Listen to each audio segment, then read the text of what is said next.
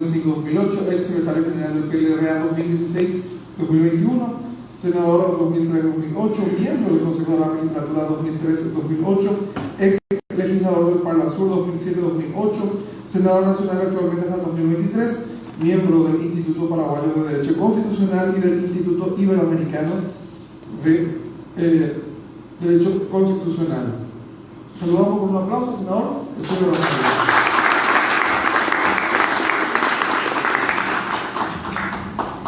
Muchas gracias, el agradecimiento por haber recibido esta invitación, porque este tipo de debate es lo que uno necesita en el Paraguay, con panelistas destacados, especialistas en su área, con una mirada multidisciplinaria de diferentes aspectos, porque justamente Itaipú es eso, no es solamente el aprovechamiento de la riqueza hidroeléctrica o de los recursos hidráulicos, como decía el Acta de Foz de Iguazú de 1966 y el Tratado de 1973, sino que se desenvuelve en un contexto sociológico, histórico, político, entre dos países dentro de una región llamada Latinoamérica, que tiene partes comunes en la historia, dolorosas en el enfrentamiento, y también creo que tenemos necesariamente por la vecindad un destino común que tenemos que compartir inteligentemente.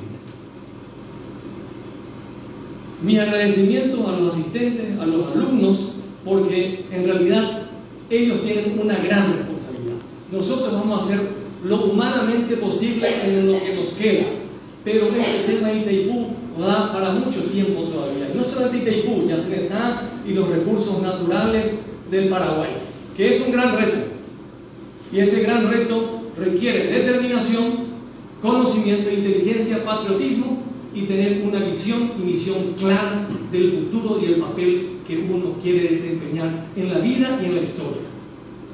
Desde cada uno de los lugares donde ustedes están llamados a colaborar, y como ciudadanos tienen la obligación de participar para tratar de ser partícipes de esto, como dice, participar, no ser solamente espectadores.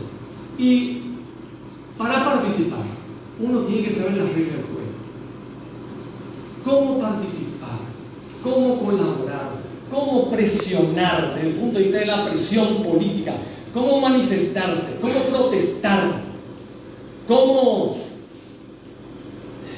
expresar ideas, criterios sin conocimiento? Y esa es una tarea muy, muy importante. Y al verle a ustedes, muchos con caras jóvenes, con todo el futuro por delante, y creo que este es un acontecimiento muy importante en homenaje al feliz día de la primavera, reciban mis felicitaciones, pero sobre todo porque vamos a compartir un momento de debate, un debate racional, con datos, con expositores de primer nivel, de lo más granado del país, y en este auditorio. Entonces tenemos que partir de parte del contexto. Puedo hablar de muchas cosas de Itaipú, pero para no tratar de repetir la ponencia de los anteriores, voy a tratar de tomar algunos aspectos y complementar otros, y en su caso contrapuntear algunos de los que habían sido expuestos para incitar al debate, para incitar a la controversia, lo que se llama no un acuerdo fácil, sino a una confrontación de ideas que sea útil y provechoso para que podamos sacar cuestiones concretas que nos puedan orientar en este tema. Ese es mi objetivo. Quiero incitarles a pensar y a expresar y a debatir. Y por lo tanto, si alguno de ustedes tienen algún punto que en mi exposición ustedes no están de acuerdo o que falta claridad, como también fui profesor muchos años, prefiero que los que escuchan participen, interrumpan con alguna idea, porque eso da posibilidad para generar una simbiosis de conocimiento. Le pedí al ingeniero Domé, a quien agradezco la invitación, fue muy gentil durante todo este tiempo, que empiece por el final, el documento 3, si puede Si puedes decir, por favor. Me parece que dije documento 1, pero prefiero empezar con el documento 3. Iba a empezar con el documento 1, pero después de escuchar a los expositores, entonces tengo que alterar para partir de otro punto de vista. ¿Ustedes leen qué significa esto? ¿Alguien puede repetir allí de la última fila? ¿Qué se lee? Cuarto de Números Romanos y dice 377. ¿Qué es? Un monolito, un poste de hormigón. ¿En qué parte? Este es el hito 377 del tramo cuarto en ejecución de la Comisión Mixta de Demarcadora de Límites Paraguay-Brasil después de la guerra de 1870. El tratado lo hizo Cotegipe, o sea, Barão de Cotegipe, y la Comisión Mixta avanzó hasta este punto. Cuarto 377. Nos habíamos ido a Salto del Guairá con mi señora de paseo, porque habitualmente me voy para recorrer. Y este hito está. Y esta muralla que se ve es lo que divide, diríamos, divide, pero que jurídicamente no divide, físicamente divide, Brasil de Paraguay. Hay acuerdo jurídico hasta este hito 377. Si uno se ubica geográficamente, sale de Salto de Guairá, va hacia Mondo Novo, hacia la frontera, antes de alcanzar la frontera, antes de la aduana brasileña, a la derecha, a la vera de la ruta, está este hito 377. Y quise comenzar con este hito, porque este tipo de charlas deben constituir un hito para avanzar, para analizar objetivamente la situación del país, porque dentro del país se ubica Itaipú. Es una causa nacional, por más de que parezca una idea fuerza, que muchas veces algunas personas dicen, es una causa nacional de unos cuantos, pero nosotros tenemos que hacer lo posible para que la causa nacional sea de todos, porque nos interesa a todos, en mayor o menor medida, y nos influenció desde 1870 hasta ahora.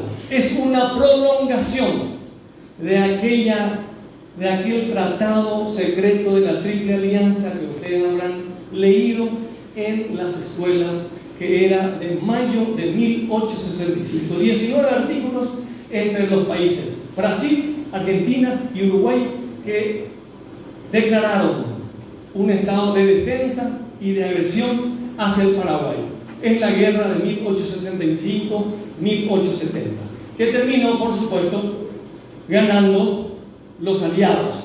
Y este hito es la consecuencia de esa guerra. Más abajo están los 7 saltos, los saltos del Guairá o las 7 caídas, que técnicamente, jurídicamente, está en un territorio no delimitado de Paraguay y Brasil. Y hay una reserva que le llaman la poligonal envolvente, que se inicia desde el inicio de Salto del Guairá hasta la usina hidroeléctrica de Itaipú.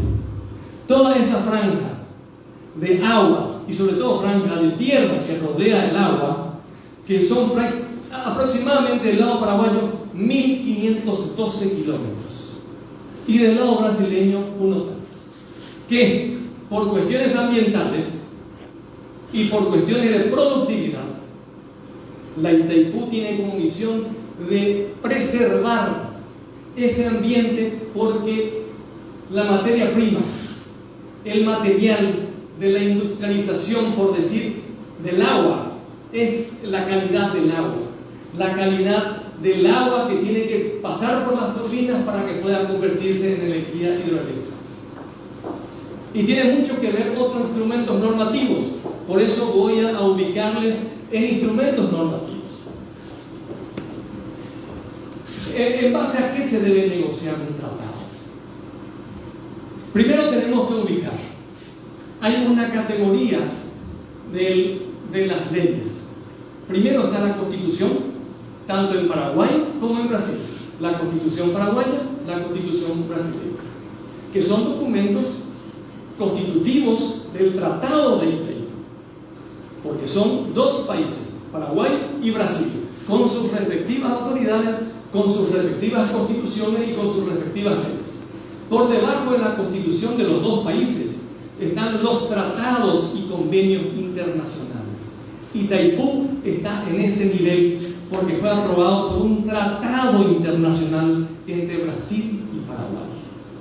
Por eso es que se constituyó una persona de carácter internacional, jurídicamente y con fines empresariales. Le pertenece en igualdad de condiciones jurídicas a Paraguay y a Brasil. Y los representan, o sea, los representantes son. Ustedes habrán escuchado las altas partes de Itaipú. ¿Escucharon alguna vez las altas partes de Itaipú?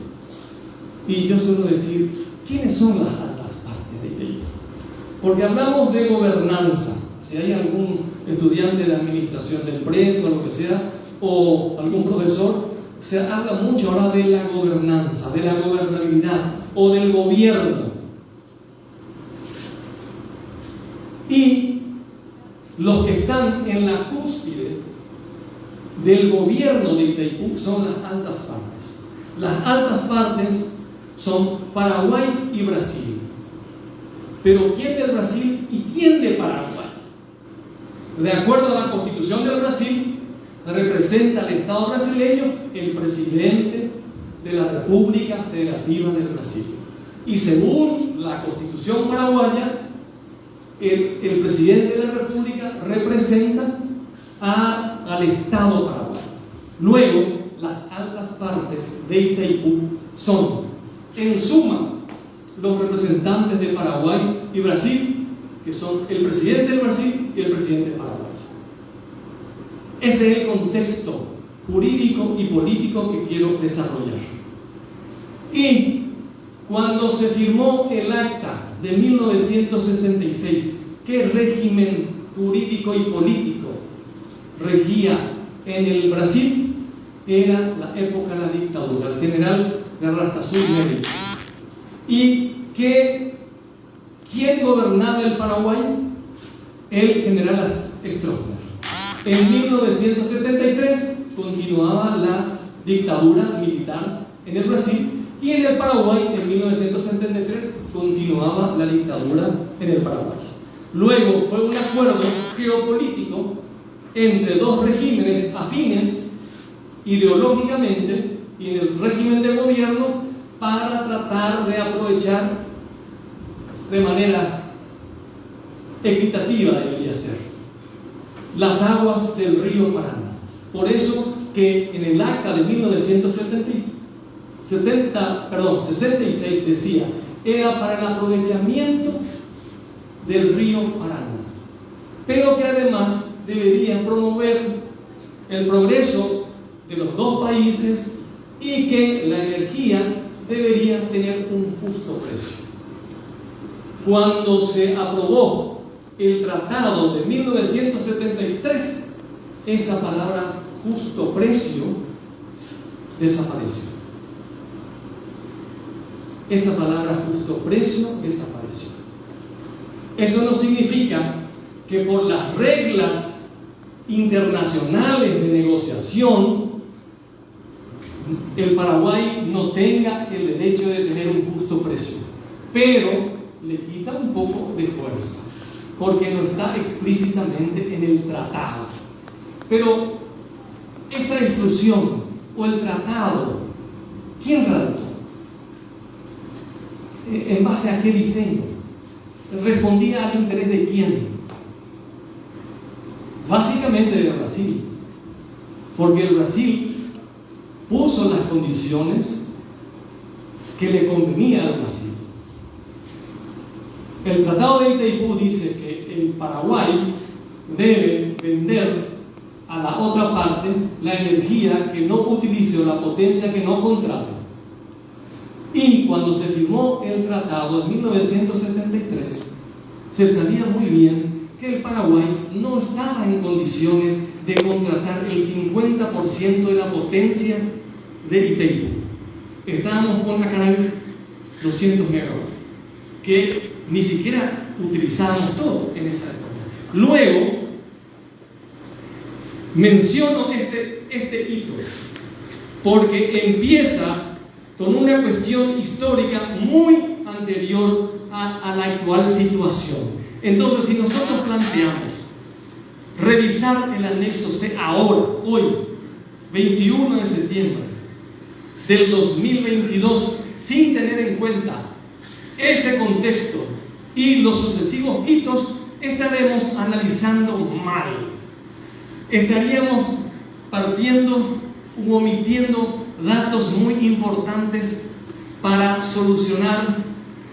lograr la solución a la ecuación. Valga el ejemplo, porque son estudiantes de ingeniería, ¿verdad? Habrán hecho ya cálculo infinitesimal y todo ese tipo de cosas, ¿verdad? Que habrán aprobado. Bueno, y entonces, tenemos que tener en cuenta, parece que en esa fila no aprobaron todavía. Están estudiando. ¿Alguna duda? Me ofrezco para estudiar con ustedes. Bueno, entonces, pero ¿quién es el estratega? ¿O quiénes? Y los estrategas de este tratado fueron los países que tenían una estrategia nacional, una estrategia patriótica, diríamos, nacional, porque el Brasil hace de acuerdo a sus intereses y es legítimo que haga. Que la otra parte no se prepare, no planifique, no sea tan inteligente o no sea tan patriota o que sea entreguista, obviamente no es culpa de la otra parte, es culpa nuestra. Perdón, es culpa de aquellos que permitieron y que firmaron este tratado y aquellos que permitieron que continúe durante 50 años. Hay que ser claro, yo no quiero ser generoso con las culpas. Quiero ponerle nombre y apellido a las culpas. Eso de todos somos responsables no me gusta. Hay algunos que son más responsables que yo o que ustedes. El responsable de la firma del tratado de 1973 se llama Alfredo Stroessner. Y los responsables de la prolongación, del perfeccionamiento, salvo honrosas excepciones, desde 1973 hasta ahora, son los expresidentes de la República del Paraguay, con nombres y apellidos todos. Algunos hicieron más, otros hicieron menos, pero ellos son los responsables porque ellos, por constitución, representan las altas partes y tienen a su cargo la administración general del país y representa al Estado paraguayo. Y por si fuera poco, la Constitución dice que el presidente de la República maneja las relaciones exteriores. Y los miembros del Consejo de Administración, que son 7, 6 más un representante de la Cancillería, todos son nombrados por el presidente de la República. Los directores general, financiero, técnico, jurídico, de coordinación y administrativo, todos son nombrados por el presidente de la República. Es cierto que en el caso de los directores requieren el acuerdo del Senado, pero constituir mayorías en el Senado ya es más complicado. Pero el poder que tiene el presidente de la República en dirigir le responsabiliza en mayor grado porque puede elegir a las mejores personas y puede controlar, porque además representa la alta parte. Ahora, que el presidente de la República, porque puede existir también que el presidente de la República se diga, lo que ocurre es que el presidente de la República no sabe, no entiende, no escucha, no ve, no oye. Puede ocurrir. Y si ocurre eso, es una catástrofe. Como efectiva, porque él es el que tiene que resolver.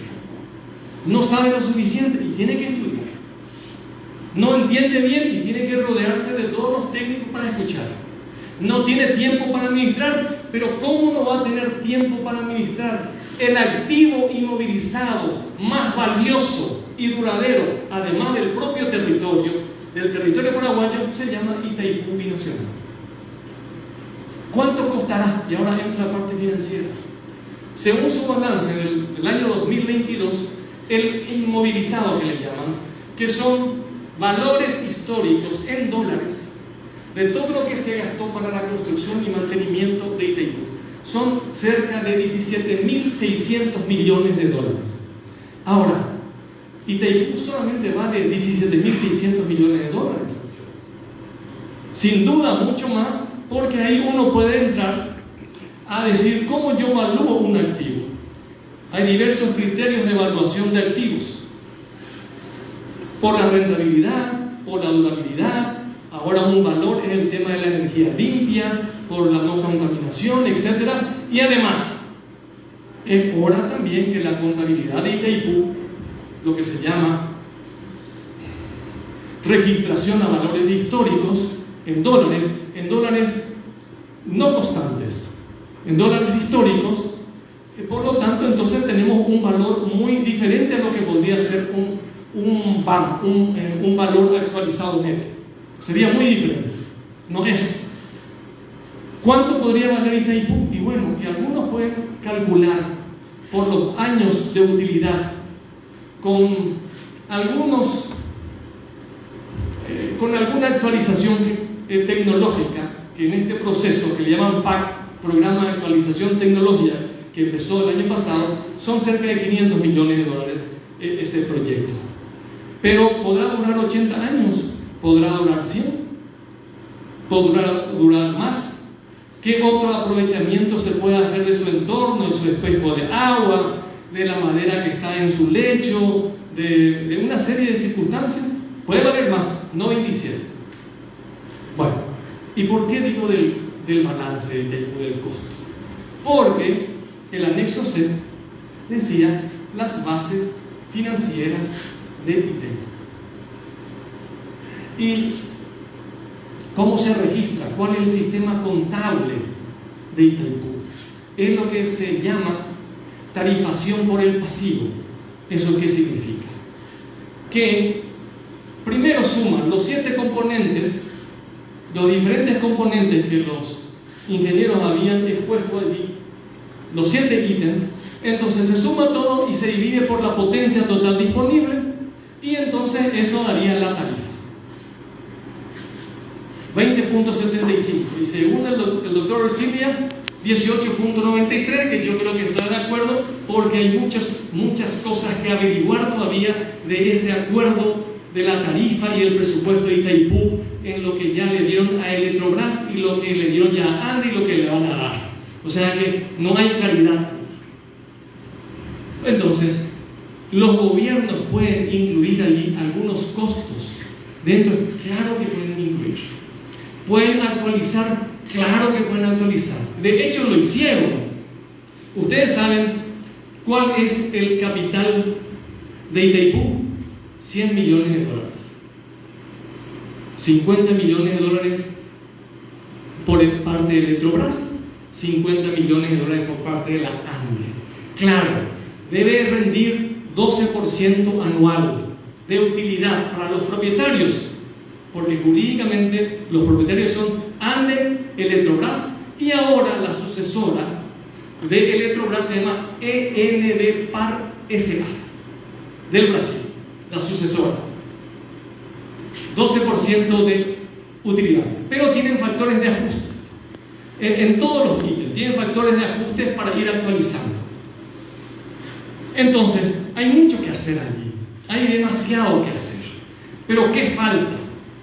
Falta información transparente, dar información a la cátedra, a la academia, a los investigadores. No se justifica que la entidad haya negado información a los ingeniero Auxilia y Cadogan, pero Cadogan es su segundo apellido, Fabián Cáceres Cadogan, para preparar una ponencia investigativa o una ponencia en una facultad, porque esa información debe ser pública. De hecho, hay en el Brasil, pero el Paraguay se negó.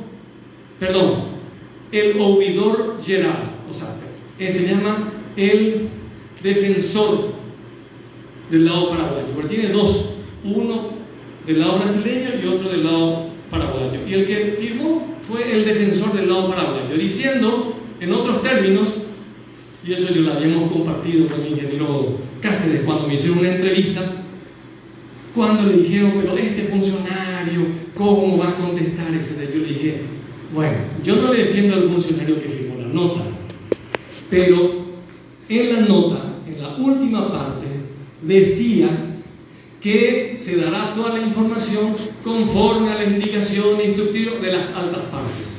Y medio pasó desapercibido en la prensa el tema de las altas partes, porque cuando uno escucha las altas partes, no le pone el nombre concreto. Las altas partes en Itaipú, del lado paraguayo, es el presidente Mario Abdo Benítez. Luego, si le negaron información, es por decisión y por instrucción del presidente Mario Abdo Benítez. Igual cosa podría ocurrir, si es que ocurre, pero no ocurrió en el lado brasileño, si es que Bolsonaro se niega a informar. Es la alta parte. Y no se justifica, porque ese contexto de 1973, ese ambiente de la dictadura, ese ambiente de falta de opinión pública, de falta de libertad de prensa, de libertades ciudadanas, cambió. Los gobernantes tienen que darse cuenta que vivimos en otro siglo, en el siglo del conocimiento, en la época de la transparencia y la publicidad, más aún de la cosa pública. Por eso es que cuando yo hablé con el ingeniero Cáceres, dijo que el Frente Guazú tomó esas notas y que iba a pedir la información, pero no, yo no me puedo quejar de las autoridades actuales de Itaipú ni de las anteriores.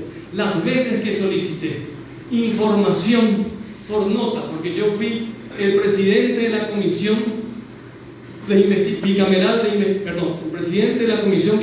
de investigación sobre el acta bilateral de 1919, cuando el gobierno del Paraguay y el gobierno del Brasil iban a llegar a un acuerdo que no le beneficiaba al Paraguay y que había sido en su día denunciado por el ingeniero Ferreira y por el ingeniero Fabián Cáceres, que conozco eso, ¿verdad? Bueno, entonces nunca me retrasaron, y ahora en una próxima ocasión que seguramente la decana va a volver a organizar con el ingeniero Domecq, con mucho gusto vamos a compartir todas las otras informaciones, porque este es el ambiente de estudio, porque uno requiere, necesita, y los estudiantes y los profesionales son los que tienen mayor responsabilidad ciudadana, porque están en mejores condiciones de analizar, tienen el tiempo y los conocimientos y las herramientas para analizar y a su vez transmitir a otras personas que no tienen la misma formación o la misma oportunidad que lo que nosotros tenemos. Por eso quise empezar con el Tito 377. Bueno, ahora creo que el segundo documento ya pasó, creo que ya dijeron los dos ingenieros. Esto es de acuerdo al... Sí, rápidamente. Me puedo dejar para que ustedes tengan y que puedan imprimir y que puedan ver de cualquier manera. Perdón, del anterior. ¿Qué son los royalties? ¿Qué es la cesión? ¿Qué utilidad de capital? ¿Resarcimiento? La siguiente. Bueno, estos son los royalties, el método de cálculo de los royalties y la cesión de energía. Ahí está este FA que dice el factor de ajuste para actualizar. Acá están los ingresos, o sea, los montos en dólares desde el 2016 al 2022.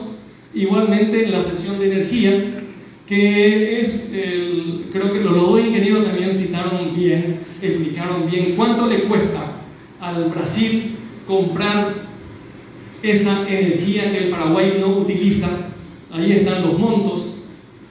El siguiente, utilidad de capital, lo que le había dicho, 100 millones de dólares de utilidad, perdón, 100 millones de dólares de capital, 12% anual con los factores de ajuste, el resarcimiento de administración y supervisión, que también ahí está con su factor de ajuste, y los montos hasta el 2022. Bueno, estos son datos oficiales de Itaipú, que me proyeron de Itaipú, del presupuesto del 2022 de Itaipú oficial. Aporte al Estado paraguayo, un poco más en la siguiente página. Acá están cuánto de royalties, cesión de energía, utilidad de capital, resarcimiento para el Estado paraguayo y para la ANDE. Sumado todo eso es lo que recibe el Paraguay. Siguiente. Es un punto interesante en la evolución de la deuda. ¿Por qué?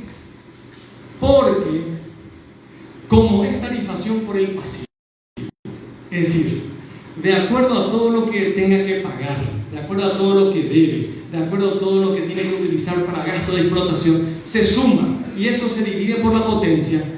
Uno de los componentes más importantes era el pago de la deuda de Itaipú, que es para otra charla.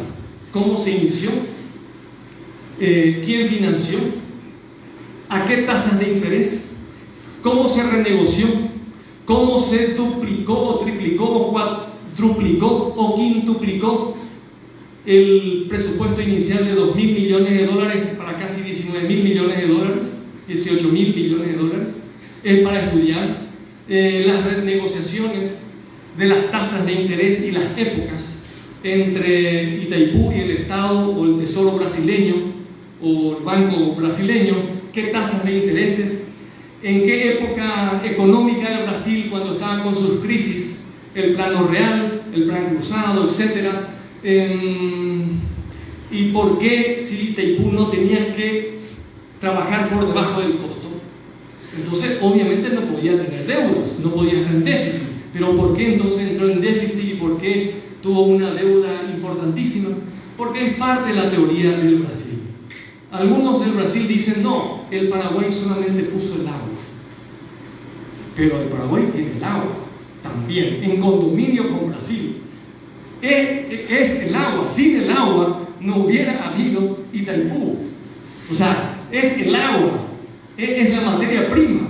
Después, la financiación, la administración, los préstamos se consiguen cuando hay un buen proyecto y cuando hay buena rentabilidad. Claro que se puede conseguir. Pero esos recursos naturales son compartidos por Paraguay y Brasil. Pero aprovechó mejor Brasil porque utilizó mejor su inteligencia y su patriotismo para beneficiar a su país, cosa que no ocurrió con el lado paraguayo.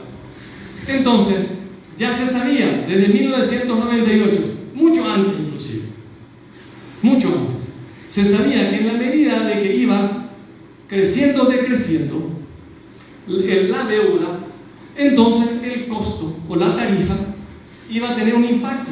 Entonces nosotros estamos acá al 2022, saldo al 31 de agosto del 2022, 1.1 mil millones de dólares. Y después va a ser 0 menos 400 mil, o sea, el 2023 prácticamente va a ser una deuda muy pequeña. Después de estar pagando en todo este tiempo muchos miles de dólares, obviamente se está quedando sin deuda, que es positivo, porque va a ser un activo muy importante sin deuda. Es importante. Afecta la tarifa. ¿Qué es lo que no hizo? ¿Qué es lo que no hicieron en general los gobiernos o los presidentes del Paraguay hasta ahora? No hicieron o no quisieron ver, o lo hicieron a propósito. Yo creo que lo hicieron a propósito. Eso lo digo en secreto. No voy a decir públicamente que es una entrega continuada, que la traición de Itaipú no es solamente el tratado de 1973, sino las omisiones de todos los gobiernos. Eso yo digo en secreto, no lo digo públicamente, y es responsabilidad de los presidentes de la República. Es cuestión de poner los nombres de los presidentes de la República, salvo algunos que consiguieron algunos beneficios. Nicanor Duarte Frutos en un porcentaje y sobre todo Fernando Lugo con Lula. Pero del lado brasileño la presidencia con que el Paraguay tuvo más consideración fue con el presidente Lula. Bueno, fue con el presidente Lula. Entonces, se sabía que esto iba a afectar. Bueno, entonces, el ingeniero Cáceres había dicho, ¿cuál va a ser la tarifa del 2023 para el anexo C? 10, 9, 11. Va a depender de la composición del presupuesto, de qué puedan incluir. Entonces, si podés irte al final, en la última página, un poco más. Espera, hay antes la tarifa. Bueno, esta es la tarifa. La tarifa fue fijada en 20.75 hasta el mes de enero de 2022. Y esta es la evolución desde 1985. Permaneció sin cambios desde el 2000 hasta el 2022, en 22.60. Y ahora tenemos 20.75 que está sujeto a estudiar, a precisar. Efectivamente, así como lo dice el ingeniero auxiliar. Y bueno, esta es la tarifa comparativo 2021-2022 del costo del servicio de electricidad. Bueno, la siguiente. Bueno, este es el comparativo de los grandes números del balance de Itaipú. 2021 y 2022. ¿Cuál es el costo anual del servicio? El CUSE que le llaman. En el 2021 fue de, un poco más arriba por favor, 3.291 y tantos millones de dólares. Y eso, dividido por la potencia, daba 22.60. Ahora, en el 2022, ya se fijó la tarifa, entonces son 3.021.615.000 dólares el costo anual del servicio de Itaipú. Costo anual del servicio es el total de lo que genera Itaipú, y eso se divide por la potencia, y por eso dice 20.75. Y acá hay un pequeño desglose. ¿Cuánto? La margen derecha es el Paraguay, la margen izquierda es el Brasil. ¿Cuánto recibió en regalías del anexo C en el 2021? 248 millones, y este año dice que recibirá 302. La margen izquierda 248, 302. El servicio de la deuda 2021 fue 2.050 millones y en el 2022 1.442. El próximo año va a ser mucho menor. Los gastos de explotación, personal, otro, etcétera, total son 1.053 millones de dólares. Que eso divide por margen y son ahí 514 millones de dólares cada uno. Instalación de energía, actualización tecnológica, costo del servicio, y cuando dice saldo de explotación, eso significa que es el resultado, no dice utilidad o pérdida del año anterior, es resultado del año anterior. Luego, con esto creo que está claro cuál es la posición. Ahora, Brasil tendrá premura para revisar, como dice el anexo C, para revisar el anexo C.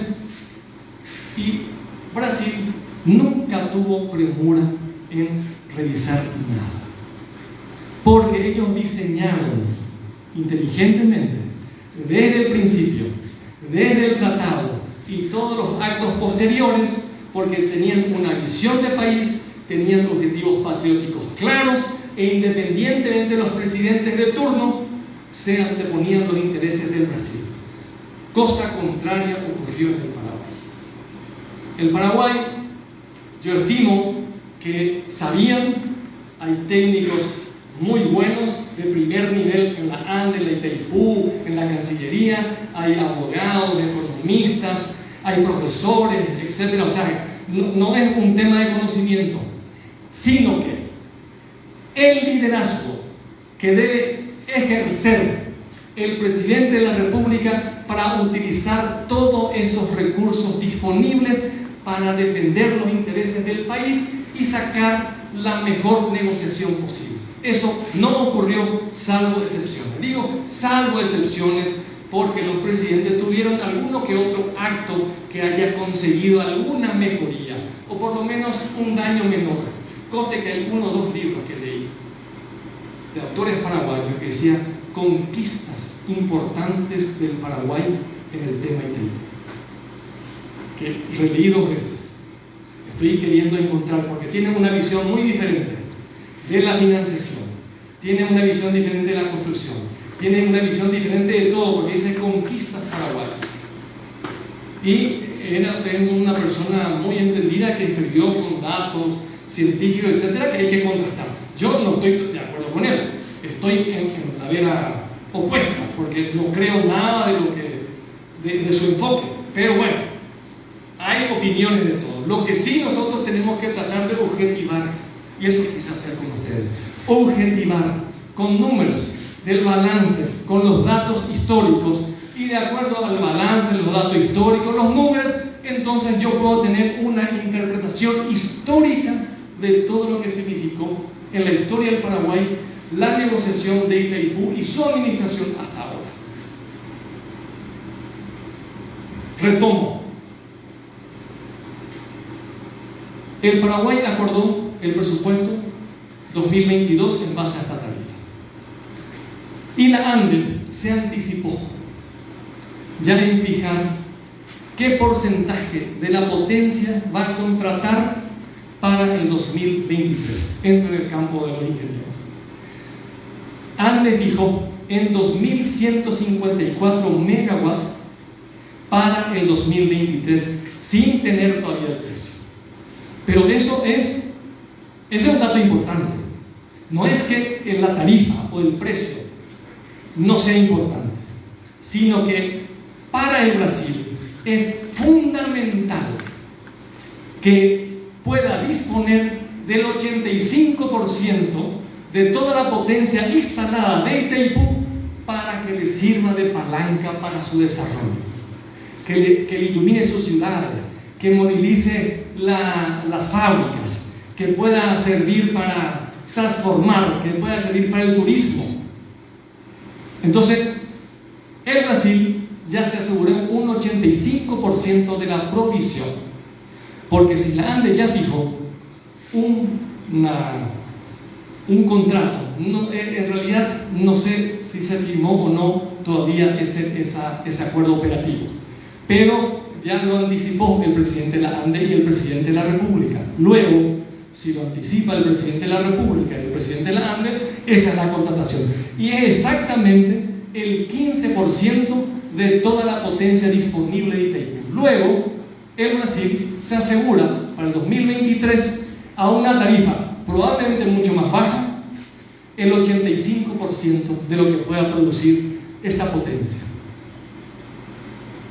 Y entonces uno va a decir, yo le sigo a Bolsonaro hace rato en las redes, ¿y qué dice en su Twitter? Dice, primero Brasil, acima de todo Brasil, acima de Brasil Deus. O sea, no hay intermedio. Y es razonable, es el presidente de los brasileños y ellos tienen que negociar de acuerdo a los intereses nacionales. Entonces, ¿qué nosotros tenemos que hacer? Bueno, ¿y ahí qué tenemos que hacer? Ahí quiero descomponer en varias partes. ¿Qué tenemos que hacer? Desde mi punto de vista, yo seguiré poniendo en el debate en el Senado, hablando de Itaipú, de la tarifa, de las negociaciones, etcétera, aprovechar esa palestra, como dice, ese estrado, para poner puntos sobre las IES en diferentes aspectos de la negociación bilateral. Los académicos seguirán estudiando, seguirán divulgando, los empresarios constituirán un grupo importante de presión, porque el licenciado Acosta Gabarino es presidente de una de las instituciones de análisis más importantes del país, para no decir la más importante, que es el DENDE, que le invita siempre a gente calificada, que produce, que se discute con rigor científico, y pasaron por la fundación personas destacadas, nacionales y extranjeros. Entonces es importante porque representa al empresariado y a un sector de la sociedad. Los estudiantes, y espero que esto les incite a ustedes a estudiar, a analizar, ya que ustedes son de la generación digital, entren en internet, entren en la página web de Itaipu.gov.be de Brasil o gov.pi Paraguay, por decir, para que vean, porque hay demasiados aspectos y esto se va a prolongar. No, yo creo que estamos empezando recién. El tema de la tarifa va a continuar. Pero ¿por qué estamos en una situación desventajosa de que queremos mayor precio y no estamos en condiciones de sostener ese precio? Porque el Paraguay, en todos esos años, no hizo lo que tenía que hacer. Es fortalecer a la propietaria, que es la ANDE, para que pueda tener redes, líneas de transmisión, líneas de distribución, eficiencia, capital suficiente, modernización tecnológica para que puedan administrar eficientemente los recursos energéticos del Paraguay. Y sin embargo, la ANDE permanentemente es castigada por decisión del presidente de la República de muchas veces de operar por debajo del costo legal, del margen de utilidad legal que dice su propia carta legal. El ingeniero Fabián Cáceres va a saber mejor que yo. Por debajo. Y sin embargo tiene que subsidiar sin recibir la compensación. Sí, suena muy bien. Vamos a bajar el precio de la electricidad a 1.105.000 personas, hogares, en los próximos 4 meses, como anunció el presidente de la República. Pero ¿quién paga? ¿Quién paga? ¿Paga la ANDE? ¿Pagamos todos? ¿Quiénes se benefician? Los usuarios del Brasil. Sin embargo, Bolsonaro dijo: reducimos la energía eléctrica en 8.2% para beneficio de la región y para beneficio de educación. ¿Por qué? Porque como debe ser, la electricidad para que se pueda crear desarrollo. No solamente por el tema de la tarifa rentista, sino como palanca del desarrollo, para crear empleos, para facilitar la locomoción, para solucionar los problemas. En este punto, el Paraguay, dentro de este contexto histórico, para cerrar estos 50 años, 2023, 2022 para el Brasil. ¿Quién va a ser el presidente del Brasil? Si es Bolsonaro, por seguro que vamos a tener negociaciones mucho más duras y no concesivas. Si fuese Lula, que tiene una mentalidad más abierta, de líder mundial, con otras ambiciones, entonces probablemente podamos cumplir más puntos de ese acuerdo Lugo-Lula del 2009, que son como 31 puntos a desarrollar. Que esos 31 puntos son muy importantes para desarrollar. Sobre la libre disponibilidad de la energía, sobre vender en el mercado eléctrico brasileño parte de la energía paraguaya y muchos otros aspectos. Entonces dependerá de quién sea la alta parte brasileña, Lula o Bolsonaro. Por la historia y por los hechos, si fuese Lula, creo que tendríamos mejores posibilidades de dialogar y de llegar a acuerdos. En el Paraguay, 2023, ¿a qué presidente le elegiremos? Y ese presidente, ¿a qué equipo elegirá? ¿Quiénes se sentarán en la mesa chica para resolver? ¿Quién será su embajador en Brasil? Que a la sazón yo tengo que tratar de recordar. Le pido perdón siempre al embajador, pero no recuerdo su nombre ni su apellido. Hoy, en el Brasil, del Paraguay en Brasil, del Garillo, sí, un buen diplomático, pero por supuesto depende de su jefe, que es el presidente de la República. ¿Quiénes son los que se sientan en el consejo de administración del lado paraguayo y del lado brasileño? Y del lado brasileño son pesos pesados. El canciller, alguien de la Cancillería, algunas veces un ministro, otras veces, ahora seguramente va a ser alguien de Minas y Energía, de PAN, etc. Entonces tiene un peso diferente cuando el canciller se sienta en el Consejo de Administración. Y del lado paraguayo tenemos un buen director general que tiene amplia experiencia diplomática, pero los otros integrantes son buenos, ¿verdad? Pero hay que reconocer que del otro lado son funcionarios de alto nivel que tienen peso propio y están enfocados. Yo, no está en mi currículum, pero yo tuve la suerte de pasar por el directorio de Itaipú. Fui director jurídico de Itaipú entre el 2008 y el 2013, ¿verdad? Ya estudiaba antes de Itaipú, pero no sabía lo suficiente. Estaba estudiando superficialmente. Porque a diferencia de lo que hoy los alumnos y los profesionales que asisten a este foro, cuando nosotros estábamos en el segundo curso de Derecho de la Universidad Católica, 1977, tenía 17 años, en el segundo curso, y entonces estudiamos una materia que se llama Derecho Internacional Público, que ahí uno debería estudiar los tratados, las negociaciones, parte de la historia, etc. Le pedimos al profesor, nosotros queremos saber por qué no incluye en su programa el Tratado de Itaipú y Cenepa. Y dice, no puedo. Claro, estábamos en una época de la dictadura, 1977, 77-78. No tuvimos la posibilidad de estudiar. No se estudió. Los programas no llegaban hasta ese punto.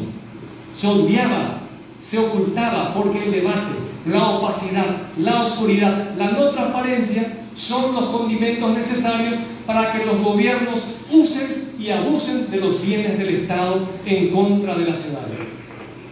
En síntesis, para terminar, creo que hace falta tener un presidente de la República que tenga conocimiento, que su equipo tenga conocimiento suficiente, porque es una negociación dentro de la inteligencia o con inteligencia. Tenga patriotismo, que es fundamental, que tenga liderazgo y que tenga la legitimidad popular para que pueda decirle a la población: Itaipú es una causa nacional, estoy embarcado en defender los intereses del Paraguay y del Brasil, estos son los objetivos, estas son las metas, estas son las dificultades, estos son los posibles escenarios, pero quiero que la gente y el pueblo me acompañe para que podamos tener una voz única para enfrentarnos en la mesa de negociaciones con la República Federativa del Brasil. Eso es necesario. Nada más. Muchas gracias.